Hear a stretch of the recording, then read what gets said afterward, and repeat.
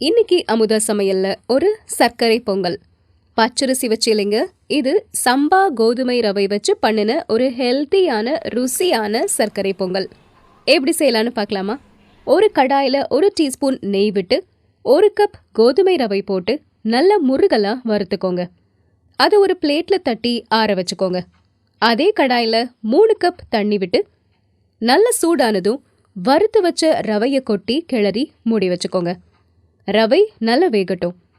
ரவை வெந்து தண்ணி எல்லாம் வத்தினதுக்கு அப்புறமா கரண்டியால் மசிச்சு கொடுங்க. அப்புறம் 1/2 கப் சர்க்கரை சேர்த்து கிளறினதுக்கு அப்புறம் 1/2 கப்பு நாட்டு சர்க்கரை சேர்த்து நல்லா கிளறுங்க. மேலே 1 டீஸ்பூன் நெய் சேர்த்துக்கோங்க. சர்க்கரை பாகும் ரவையும் நல்லா மிக்ஸ் ஆகி சர்க்கரை பொங்கல் பதத்துக்கு வந்துடும். அதோட 4 ஏலக்காய் பொடிச்சு சேர்த்து கலந்துக்கோங்க. ஒரு பேனில் 3 டீஸ்பூன் நெய் விட்டு முந்திரி திராட்சை வறுத்து சக்கரை பொங்கல் மேலே கொட்டி கலந்துக்கோங்க. வாயில் போட்ட உடனே கரைஞ்சு போகக்கூடிய சூடான சுவையான கரண்டியில் ஒட்டாத சம்பா கோதுமை ரவை சர்க்கரை பொங்கல் தயாராகிருச்சு.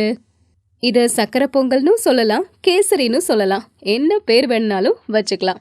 உங்கள் வீட்லையும் செஞ்சு சாப்பிட்டு பாருங்க. டேஸ்ட் எப்படி இருந்துச்சுன்னு கமெண்ட்ஸில் சொல்லுங்க. இந்த மாதிரி சுவையான சமையலுக்கு அமுத சமையலை மறக்காம சப்ஸ்கிரைப் பண்ணிக்கோங்க.